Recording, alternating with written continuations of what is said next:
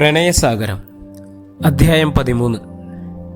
നൂറ മെഹ്റുവിൻ്റെ വിരലിൽ ചേർത്ത് പിടിച്ചിരുന്നു. തനിക്ക് വല്ലാത്തൊരു സൗന്ദര്യമാണ്. പക്ഷേ എനിക്കങ്ങനെ ഒരു സൗന്ദര്യമുണ്ടെങ്കിൽ ആ സൗന്ദര്യവും നിനക്കുള്ളതല്ലേ സഖാവേ. പക്ഷെ ഒറ്റയടി പാതകളിൽ ഒറ്റയ്ക്കാക്കിയിട്ട് എങ്ങോട്ടെങ്കിലും പോകുമോ എന്നാണ് എൻ്റെ പേടി. നീയില്ലാതെ ഞാനുണ്ടെന്ന് തോന്നുന്നുണ്ടോ നൂറ? അങ്ങനെയൊന്നുണ്ടായാൽ പിന്നെ ഞാനില്ലല്ലോ മാഷേ. ഓപ്പോസിറ്റ് സീറ്റിൽ നിന്നും എഴുന്നേറ്റ് അവൾ അവനോട് ചേർന്നിരുന്നു. നെഞ്ചിലേക്ക് തല ചായ്ച്ചു വെച്ച് അങ്ങനെ കുറച്ച് നിമിഷങ്ങൾ. മധുരമാണ് പെണ്ണെ നിന്റെ അധരങ്ങൾക്ക്. പോടാ. അവളുടെ മുഖം നാണം കൊണ്ട് ചുവന്നു. വെയിറ്റർ കൊണ്ടുവന്ന ചീസി ഫ്രഞ്ച് ഫ്രൈസും മുജിത്തയും അവൾ ആസ്വദിച്ചു കഴിച്ചു. അപ്പോഴും അവൻ്റെ നെഞ്ചിൽ നിന്നും തലമാറ്റാൻ അവൾ തയ്യാറായില്ല. തിരിച്ചും അവനോടൊപ്പം ബൈക്കിൽ കയറി ഹോസ്റ്റലിലേക്ക് തിരിച്ചു. സമയം ഒത്തിരി വൈകിയിരുന്നു.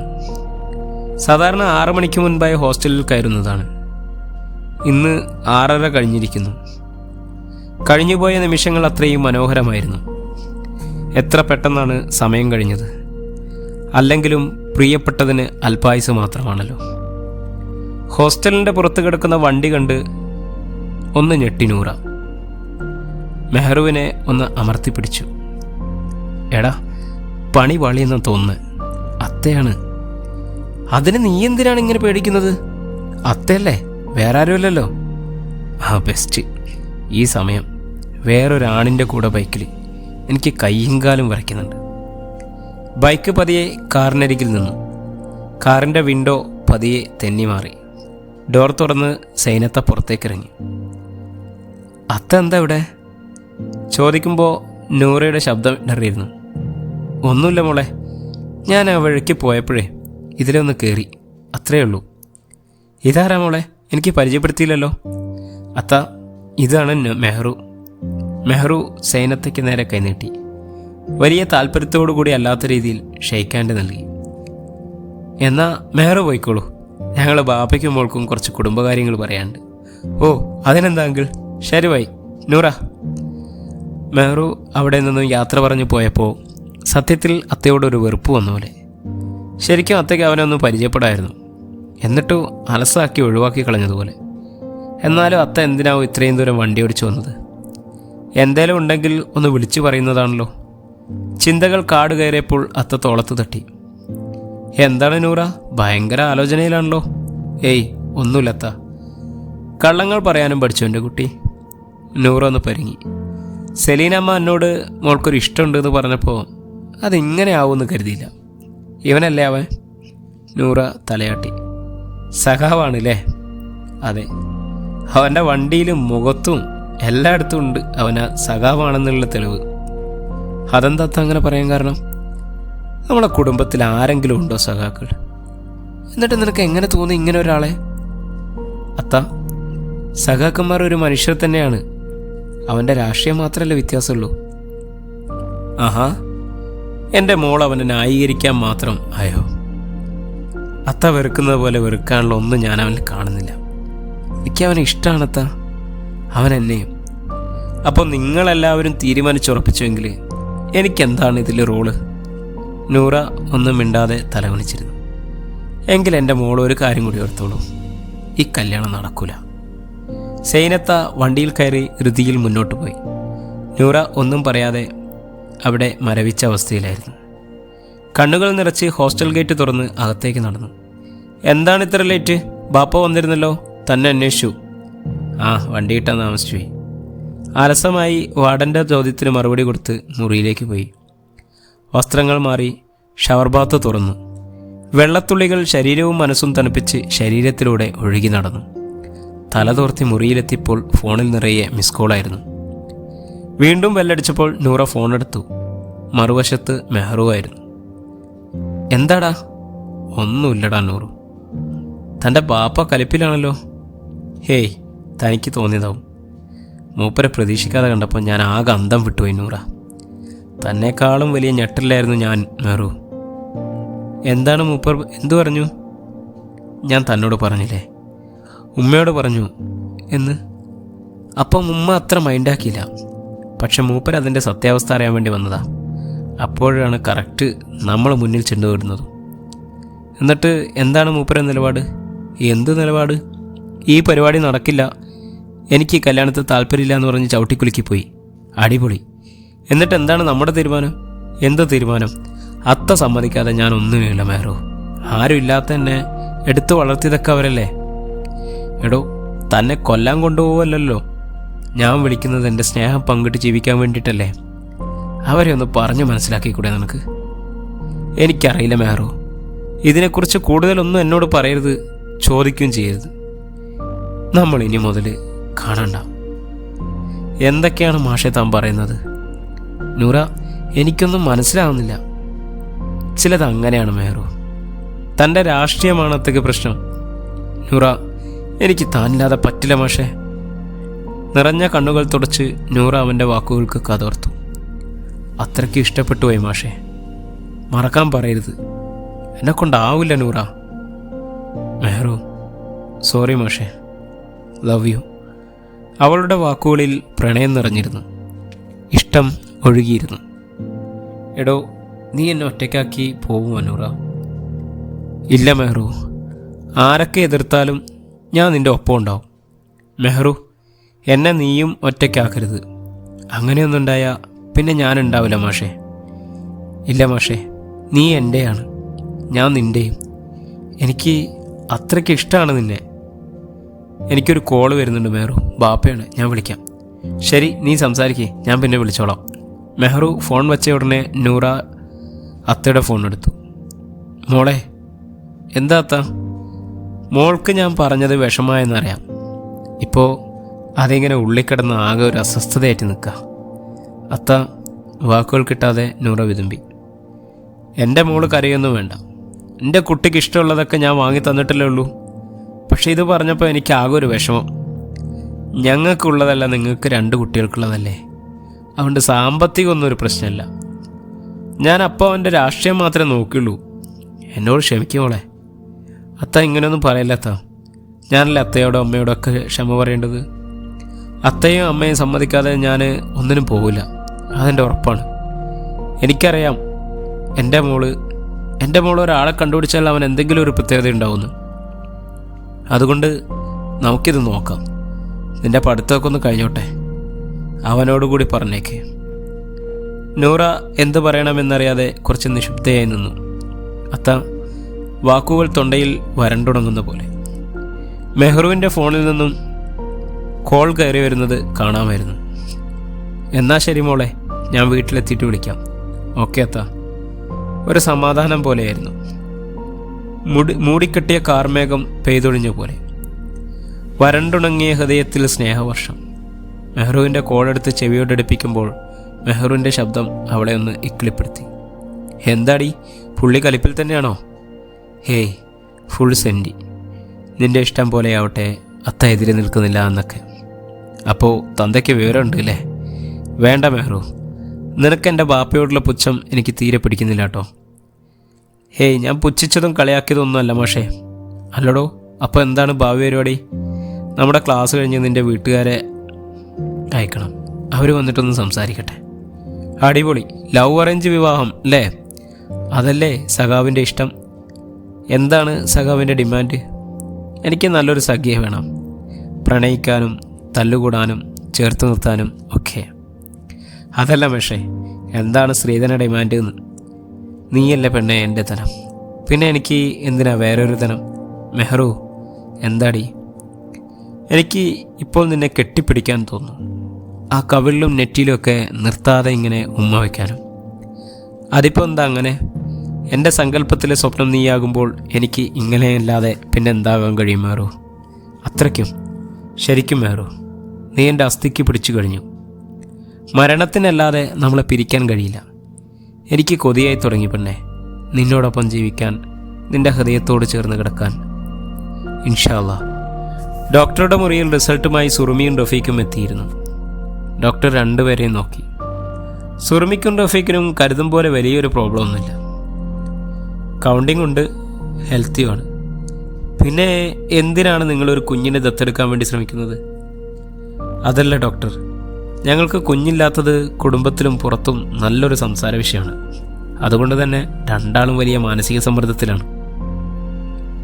നോക്കൂ റഫീഖെ, സമൂഹത്തിൻ്റെ കാര്യമല്ല ഇവിടെ പ്രധാനം, നിങ്ങളുടെ കാര്യമാണ്. നിങ്ങളെ രണ്ടുപേരും ചേർന്നൊരു ദത്ത് കുഞ്ഞിനെടുക്കുമ്പോൾ, നിങ്ങളുടെ കൂടെ ജീവിക്കുമ്പോൾ വേറൊരു കുഞ്ഞുണ്ടായാൽ നിങ്ങളതിന് കളയുമോ? ഇല്ല മാഡം. നിങ്ങൾക്ക് എന്നല്ല, ആർക്കും അതിന് കഴിയില്ല. കാരണം നിങ്ങളൊരു കുഞ്ഞിനു വേണ്ടി എത്ര കാത്തിരുന്നു എന്ന് നിങ്ങൾക്കറിയാവുന്നതുകൊണ്ട്. നിങ്ങളുടെ ചോരയിൽ പിറന്ന കുഞ്ഞിനോട് സ്വാഭാവികമായിട്ട് ഒരു അടുപ്പം തോന്നാം. അത് ദത്തെടുത്ത കുഞ്ഞിനെ നല്ലോണം ബാധിക്കും. അതുകൊണ്ട് തന്നെ നമ്മുടെ നിയമം പ്രഗ്നൻസി സാധ്യതയുള്ളവർക്ക് ദത്തിന് അനുവാദം കൊടുക്കാറില്ല. അപ്പോൾ ഞങ്ങൾ എന്താണ് ചെയ്യേണ്ടത് മാഡം? നോക്കൂ സുറുമി, കുറച്ച് കോൺഫിഡൻറ്റ് അത്യാവശ്യമാണ്. ഗർഭധാരണത്തിൻ്റെ അടിസ്ഥാനമായും കുറച്ച് കാര്യങ്ങൾ ഞാൻ പറഞ്ഞുതരാം. പിന്നെ ആരെന്ത് പറഞ്ഞാലും നിങ്ങളായിട്ടിരിക്കുക എന്നുള്ളതാണ്. അതിൻ്റെ പേരിൽ എന്തിനാണോ ടെൻഷൻ അടിച്ച് വെറുതെ നിങ്ങളെ യൗവനമൊക്കെ നഷ്ടമാക്കുന്നത്? ഇല്ല ഡോക്ടർ, ഇനിയും ഉണ്ടാവില്ല. ഞങ്ങളാകെ വല്ലാത്തൊരവസ്ഥയിലായിരുന്നു. റഫീഖെ, ഈ വിശ്വാസമാണ് വേണ്ടത്. നോക്ക്, ടെസ്റ്റുകളിൽ നിങ്ങൾക്ക് നല്ലൊരു അവസരം കാണുന്നുണ്ട്. സുറുമിയെ തന്നോട് ചേർത്ത് പിടിച്ച് പ്രണയിക്കടോ. അവൾക്കിഷ്ടമുള്ള സ്ഥലങ്ങളിലൊക്കെ പോയി അവളെയും കൊണ്ട് നിങ്ങൾ രണ്ടുപേരും ഒന്ന് കറങ്ങി അടിച്ചു പൊളിച്ച് ജീവിക്കാൻ നോക്ക്. റഫീഖിൻ്റെയും സുറുമിയുടെയും കണ്ണുകളിൽ ചെറുപുഞ്ചിരിയുടെ തിളക്കം കണ്ടു. അവിടെ നിന്നും യാത്ര പറഞ്ഞിറങ്ങുമ്പോൾ അവർക്ക് ഒരു പ്രതീക്ഷയുണ്ടായിരുന്നു. മെഹ്റൂവിൻ്റെ വീടിൻ്റെ മുറ്റത്ത് ഒരു ബെൻസ് കാർ വന്നു.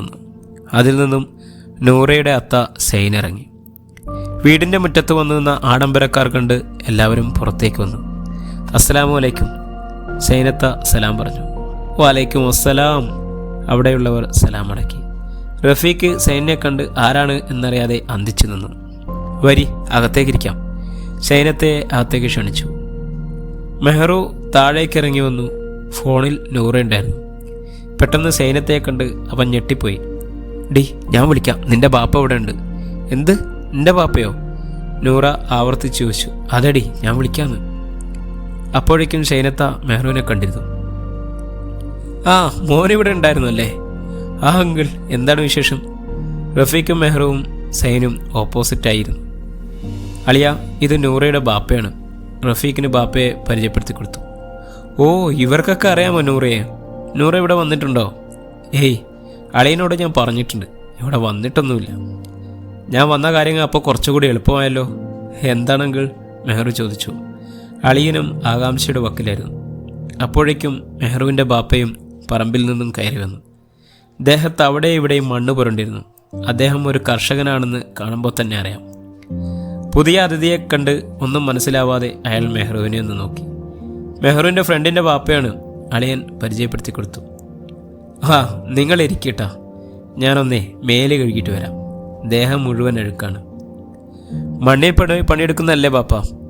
അപ്പോൾ ആ അഴുക്ക് ഒരു അഭിമാനമാണല്ലോ. കുലുങ്ങിച്ചിരിച്ചുകൊണ്ട് സൈനത്തയുടെ കമൻറ്റിൽ മെഹ്റുവിൻ്റെ ബാപ്പ അയാളെ നോക്കി ചിരിച്ചു. ശരിക്കും സിനിമാ നടൻ കോട്ടയം ജാഫറിൻ്റെ ശൈലിയും രൂപവുമായിരുന്നു മെഹ്റുവിൻ്റെ ബാപ്പയ്ക്ക്. ഇറച്ചി കഴിക്കുന്നു കരുതി ആരും എല്ല് കെട്ടി തൂക്കാറില്ലല്ലോ സാറേ. സൈനത്തെ നോക്കിയുള്ള ബാപ്പയുടെ കമൻറ്റിൽ സൈനൊന്ന് കുലുങ്ങിച്ചിരിച്ചു. എടോ മെഹ്റു, എൻ്റെ ബാപ്പയ്ക്ക് അപാര ഹ്യൂമർ സെൻസ് ആണല്ലോ. അതങ്ങനെയാ? എൻ്റെ അല്ലേ ബാപ്പ? അതെ, നിങ്ങൾ ചായ കുടിച്ച് വല്ലതും മിണ്ടി പറഞ്ഞിരി, ഞാനിപ്പോൾ വരാട്ടോ. മെഹ്റുവിൻ്റെ ബാപ്പ സൈനത്തെ നോക്കി പറഞ്ഞു. അപ്പോഴേക്കും പലഹാരങ്ങളും ചായയുമായി ഉമ്മയും സുറുമിയും എത്തിയിരുന്നു. തീന്മേശയിൽ നിറഞ്ഞ എണ്ണപ്പലഹാരം. ഇത് മെഹ്റുവിൻ്റെ ഉമ്മ, ഇത് പെങ്ങള്. റഫീഖ് അവരെ പരിചയപ്പെടുത്തി കൊടുത്തു. ഇത് മെഹ്റുവിൻ്റെ ഫ്രണ്ട് നൂറയുടെ ബാപ്പയാണ് കേട്ടോ. ഇത് പറയുമ്പോൾ റഫീഖ് സുറുമിയെ നോക്കി കണ്ണിറുക്കി. സുറുമി മനസ്സിലായി എന്ന രീതിയിൽ തലയാട്ടി. അവർ ചായ കുടിച്ചുകൊണ്ടിരുന്നപ്പോൾ മെഹ്റുവിൻ്റെ വാപ്പ കുളിച്ചു മാറ്റി വന്നു. മെഹ്റു, അടുത്ത പരിപാടി എന്താണ്? ഷൈനത്തയുടെ ചോദ്യത്തിന് വാപ്പയാണ് മറുപടി പറഞ്ഞത്. ഇവൻ്റെ ഡിഗ്രി കഴിഞ്ഞ് എന്തെങ്കിലും ഇവിടെ തന്നെ ചെയ്യുന്നതാണ് നല്ലതെന്ന് തോന്നിയിട്ടുണ്ട്. ഇവിടെ അടുത്തുള്ള ഒരു ഹോട്ടലിൽ സൂപ്പർവൈസറായിട്ട് ജോലി ഉണ്ടല്ലോ. ഭയങ്കര രാഷ്ട്രീയം കളിയാണെന്ന്. അല്ല, അവനെ പറഞ്ഞിട്ടും കാര്യമില്ല. അവൻ്റെ വല്യപ്പാപ്പ മുതൽ ഇങ്ങോട്ടേക്ക് എല്ലാവരും കമ്മ്യൂണിസ്റ്റ് ഭ്രാന്തന്മാരാണ്. പാർട്ടിക്ക് വേണ്ടി തല്ലാനും കൊല്ലാനും ഇറങ്ങി തിരിച്ചവർ. എന്നോട് എൻ്റെ വാപ്പ ഇത് വേണ്ട മോനെ എന്ന് പറഞ്ഞപ്പോൾ എനിക്ക് മനസ്സിലായില്ല. പക്ഷേ ഇവനോട് പറയുമ്പോൾ എനിക്ക് മനസ്സിലാവുന്നുണ്ട് എന്തിനാ പറഞ്ഞത് എന്ന്. ആ ബാപ്പ പറഞ്ഞത് ശരിയാണ്. സ്വന്തം മക്കളുടെ കാര്യം വരുമ്പോഴാണല്ലോ ശരിക്കും നമ്മൾ കുറച്ചുകൂടി വാചാലരാകുന്നത്, ഷൈനത്ത പറഞ്ഞു. സാറെന്താ ചെയ്യുന്നത്? റഫീഖിൻ്റെ ചോദ്യത്തിന് ഷൈൻ ചെറുതായി ഒന്ന് ചിരിച്ചു. എക്സ്പോർട്ട് ആൻഡ് ഇമ്പോർട്ടിംഗ് ബിസിനസ്സാണ്. എനിക്ക് 2 മക്കളാണ്. മൂത്തയാളാണ് നൂറ, രണ്ടാമത്തെ മോൻ ആദം. നല്ല പ്രായ വ്യത്യാസമുണ്ട് അവർ തമ്മിൽ. ഈ ഇടയ്ക്ക് ഞാൻ അവളുമായി സംസാരിച്ചപ്പോഴാണ് മെഹ്റുവിൻ്റെ കാര്യം അറിഞ്ഞത്. കുട്ടികൾ 2 ഇഷ്ടത്തിലാണ്. ഇതറിഞ്ഞപ്പോൾ മുതൽ എനിക്കൊരു സമാധാനക്കുറവ്. നമ്മൾ കാരണവന്മാർ കൂടി അറിഞ്ഞിട്ടാകുമ്പോൾ നമുക്കൊരു സമാധാനമാണല്ലോ. എടാ മെഹ്റു, അതിനിടെ ഇങ്ങനെ ഒരു കച്ചവടം ഉണ്ടായിരുന്നു നിനക്ക്? വാപ്പയുടെ ചോദ്യത്തിന് മറുപടി പറയാതെ മെഹ്റു തലകുനിച്ചിരുന്നു. അല്ല പാപ്പ, മെഹ്റു ഇടയ്ക്ക് എന്നോടൊന്ന് സൂചിപ്പിച്ചിരുന്നു. റഫീഖ് ഇടപെട്ടു. കുട്ടികൾക്ക് 2 പേർക്കും ഇഷ്ടമായ സ്ഥിതിക്ക് ഇനി എന്താണ് നമ്മുടെ തീരുമാനം? ഷൈനത്തയുടെ ചോദ്യത്തിന് നൂറയുടെ വാപ്പ അല്പം ആലോചിച്ചു. ഇപ്പോൾ കാര്യങ്ങൾ ഇത്രയായ സ്ഥിതിക്ക് നമ്മൾ 2 വീട്ടുകാർക്ക് ആലോചിക്കാനും തീരുമാനിക്കാനും ഒന്നുമില്ലല്ലോ. എന്നാലും അതിൻ്റേതായ രീതികളുണ്ടല്ലോ. ഇവിടുന്ന് കുറച്ച് പെണ്ണുങ്ങൾ അങ്ങോട്ട് വരട്ടെ, എന്നിട്ട് പെണ്ണിനെ ഒന്ന് കണ്ട് മിഠായി കൊടുത്ത് പോരട്ടെ, എന്നിട്ട് നമുക്കൊന്ന് ഡേറ്റ് തീരുമാനിക്കാം. മതി, അത് മതി. അല്ല, എന്താണ് നിങ്ങളുടെ തീരുമാനം എന്നൊക്കെ അറിയാൻ വേണ്ടിയായിരുന്നു ഞാൻ വന്നത്. എന്താ ഉപ്പാൻ്റെ പേര്? മെഹ്റുവിൻ്റെ വാപ്പ ചോദിച്ചു. ഞാൻ ഷൈന്. ഞാൻ ഗഫൂർ. അതോ എൻ്റെ ഉമ്മ താഹിറ, ഇത് പെങ്ങൾ സുറുമി, എൻ്റെ മരുമകനാണിത് റഫീഖ്. ഇതാണ് ഇപ്പോൾ ഞങ്ങളുടെ ഫാമിലി. ഞങ്ങളുടെ കൂട്ടുകുടുംബമായിരുന്നു. ഇപ്പം ഞങ്ങൾ സെപ്പറേറ്ററായി തുടങ്ങി. ഞാനും മോളും, പിന്നെ മോളെ ഇളയത് ഒന്നുണ്ട്, പിന്നെ ഭാര്യ സലീന. സൈനും സ്വയം പരിചയപ്പെടുത്തി. സുറുമി കൊടുത്ത നാരങ്ങച്ചായ ഊതിക്കുടിച്ചു. സൈൻ സുറുമിയെ നോക്കി. മോളെ, നാരങ്ങച്ചായ അടിപൊളിയാണ് കേട്ടോ. അവിടെ നിന്നും എല്ലാവരോടും യാത്ര പറഞ്ഞ് ഷൈൻ ഇറങ്ങുമ്പോൾ അയാളുടെ മുഖത്ത് സന്തോഷമായിരുന്നു. അപ്പോൾ എപ്പോഴാണെന്ന് വെച്ചാൽ നിങ്ങൾ വിളിച്ചു പറഞ്ഞാൽ മതി.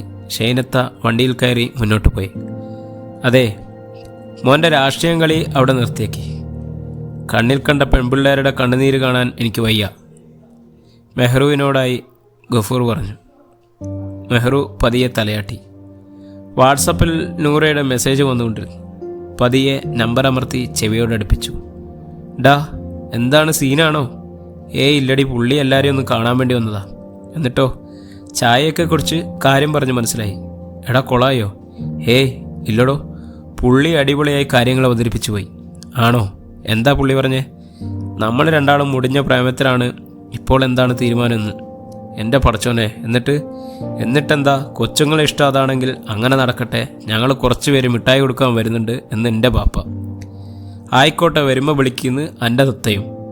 അടിപൊളി. അപ്പോൾ ഇനി പെണ്ണ് കാണൽ വേറെ ഉണ്ടോ? മിഠായി തരാനാണ് ഇനി എന്ത് പെണ്ണ് കാണൽ ചടങ്ങ്? എന്നാൽ അവരോട് വേഗം വരാൻ പറയും മെഹ്റു. എൻ്റെ പെണ്ണെ, നിനക്കിതെന്ത് പറ്റി? എനിക്കിനിയും കാത്തിരിക്കാൻ വയ്യ മെഹ്റു. നിൻ്റെ കൂടെ അല്ലാതെ എനിക്ക് നിൽക്കാൻ പറ്റുന്നതേ ഇല്ല. കുറച്ച് സബൂറാക്ക് പെണ്ണെ, എല്ലാത്തിനും അതിൻ്റേതായിട്ടുള്ളൊരു സമയമുണ്ടല്ലോ. മെഹ്റു, എനിക്കുണ്ടല്ലോ, നീ ഇല്ലാതെ ഇപ്പോൾ പറ്റുന്നില്ല. എന്താണെന്നറിയില്ല. എടോ, നിനക്ക് മാത്രമല്ല നൂറ, എനിക്കും ഇപ്പോൾ ലേണേഴ്സ് ലൈസൻസ് കിട്ടി. ഇനി ലൈസൻസ് കൂടി കിട്ടണം. ഭയങ്കര ആകാംക്ഷയിലാണ് നീ. എൻ്റേതാവുന്ന ആ മുഹൂർത്തങ്ങൾക്ക് വേണ്ടി ഞാൻ കാത്തിരിക്കാം. ശരിക്കും നമ്മൾ കുറച്ച് മുൻപേ കണ്ടുമുട്ടേണ്ടിയിരുന്നു അല്ലേ മെഹ്റു? ശരിയാ, നമ്മൾ കുറച്ചുകൂടി മുൻപ് കണ്ടുമുട്ടേണ്ടിയിരുന്നു. സുന്ദരമായ ഒരു കോളേജ് പ്രണയം നമ്മൾ നഷ്ടപ്പെടുത്തിയോ എന്നെനിക്കൊരു സംശയം. എടാ നൂറ, നിൻ്റെ ബാപ്പയുടെയോ എൻ്റെ ബാപ്പയുടെയോ ഒരു തീരുമാനം അറിഞ്ഞോ? അങ്ങനെയുണ്ടോ മെഹ്റു? എന്താണ് തീരുമാനം? എൻ്റെ രാഷ്ട്രീയം കളി നിർത്തണം. ഞാനെന്തെങ്കിലും പ്രയോജനമുള്ള ജോലി ചെയ്യണം. അത് കൊള്ളാലോ. എന്ത് കൊള്ളാമെന്ന്? പാർട്ടി എനിക്ക് ജീവനല്ലേ നൂറ? താൻ എപ്പോഴെങ്കിലും നമ്മുടെ ഭാവിയെക്കുറിച്ച് ചിന്തിച്ചിട്ടുണ്ടോ മെഹ്റു? നമ്മളെങ്ങനെ ജീവിക്കുന്നു, നമ്മുടെ കുഞ്ഞുങ്ങളെങ്ങനെ വളർത്തുമെന്നോ? എടോ, 1 കിലോമീറ്റർ അകലെയുള്ള വെള്ളത്തിന് ഇപ്പോഴേ തുണിയേറ്റി പിടിക്കണോ എന്ന് കാരണവർ ചോദിക്കുന്നത് പോലെയാണ് തൻ്റെ കാര്യം. എന്തിനാ നൂറ ഇത്ര വലിയ ആദിയും ബേജാറൊക്കെ? ഇത് നമ്മുടെ ജീവിതമല്ലേ മെഹ്റു? അപ്പോൾ എനിക്ക് ആദ്യം ഉണ്ടാവണ്ടേ? മെഹ്റുവിന് സ്ഥിരമായ ഒരു ജോലി വേണം, ചെറുതാണെങ്കിലും ഒരു വരുമാനം വേണ്ടേ? ഇത്ര പെട്ടെന്ന് കല്യാണം വേണ്ടായിരുന്നു അല്ലേ നൂറ? എന്നിട്ട് നിനക്ക് തോന്നുമ്പോഴൊക്കെ കോളേജിൻ്റെ മതിൽ ചാടി അങ്ങോട്ടും ഇങ്ങോട്ടും വരാലോ. ഇത് ഞാനൊരു കാര്യം പറയാം മെഹ്റു, വല്ലവൻ്റെയും ബീവിയായിട്ട് പിന്നെ എന്നെ തേപ്പ് എന്നും പറഞ്ഞ് വന്നാലുണ്ടല്ലോ, അപ്പോഴാണ് നീ എൻ്റെ സ്വഭാവം അറിയാൻ പോകുന്നത്. എടോ, നീ ഇങ്ങനെ ബേജാറാവല്ലേ. 2 ദിവസത്തിനുള്ളിൽ ഇവിടെ നിന്ന് ആളുകൾ അങ്ങോട്ട് വരുന്നുണ്ട് തന്നെ കാണാൻ. അടിപൊളി, അത് കൊള്ളാലോ. ഞാൻ കരുതി ഇപ്പോഴൊന്നും ഉണ്ടാവില്ലായിരിക്കുന്ന. എന്തായാലും നടക്കട്ടെ മാഷേ, അത്ത വിളിക്കുന്നുണ്ട്. ബൈ, ഞാൻ വിളിക്കാം. നൂറയുടെ ഫോൺ കട്ട് ചെയ്ത് അത്തയുടെ ഫോൺ എടുത്തു. മോളെ, എന്താ അത്ത? ഒന്നും അറിയാത്ത പോലെയുള്ള നൂറയുടെ ചോദ്യം കേട്ടപ്പോൾ സൈനു ചിരി വന്നു. എങ്കിലും പുറത്ത് കാണിച്ചില്ല. അവിടെ പോയതും സംസാരിച്ചതും ഒക്കെ വള്ളി പുള്ളി തെറ്റാതെ അവൻ പറഞ്ഞിട്ടുണ്ടാവും. മോളെ, ഇന്ന് ഞാൻ അവൻ്റെ വീട്ടിൽ പോയിരുന്നു. ആരുടെ വീട്ടിലെത്താ? എൻ്റെ മോളാണ്. ഇവൾക്ക് ചില സമയങ്ങളിൽ ഓസ്കാർ തന്നെ കൊടുക്കേണ്ടി വരും. മെഹ്റുവിൻ്റെ വീട്ടിൽ. മോളെ, എന്താണെത്താ വിശേഷിച്ച് ഇത്ര പെട്ടെന്ന്? നിങ്ങളുടെ കാര്യം സംസാരിക്കാൻ വേണ്ടിയും അവൻ്റെ പരിസരം ഒന്ന് പഠിക്കാനും വേണ്ടിയാണ് പോയത്. അവിടെ ചെന്നു അവൻ്റെ ബാപ്പയും ഉമ്മയും പെങ്ങളെയും അളിയനെയൊക്കെ കണ്ടു. അവൻ്റെ ചുറ്റുപാടുകളിൽ തിരിച്ച് ഒരു അഭിപ്രായ വ്യത്യാസമില്ല. പിന്നെ ജോലിയാണ് പ്രശ്നം. പിന്നെ നമ്മുടെ എസ്റ്റേറ്റ് കാര്യങ്ങളൊക്കെ ഉണ്ടല്ലോ, അതൊക്കെ അവൻ വേണമെങ്കിൽ നോക്കി നടത്തിക്കോട്ടെ. അതിനവന് വലിയ താല്പര്യം ഉണ്ടാവില്ല. അവൻ വേറെന്തൊക്കെയോ പ്ലാൻ ചെയ്യുന്നത് പോലെ പറയുന്നത് കേട്ടിരുന്നു. ഓക്കെ, എന്തായാലും അവൻ വരുമ്പോൾ വിളിക്കുന്നതിനനുസരിച്ച് നീ ഒരു ദിവസം വരേണ്ടി വരും. അതിൻ്റെ ആവശ്യമുണ്ടോ? അവൻ്റെ വീട്ടുകാരുടെ അഭിപ്രായത്തിന് കൂടി വിലയുണ്ട് എന്നാണ് ഞാൻ കരുതുന്നത്. മോളെ, അവൻ മാത്രം ഇഷ്ടപ്പെട്ടതുകൊണ്ട് കാര്യമായില്ലല്ലോ. തന്നെ ഒന്ന് കുത്തിപ്പറഞ്ഞതാണെന്ന് നൂറയ്ക്ക് മനസ്സിലായിരുന്നു.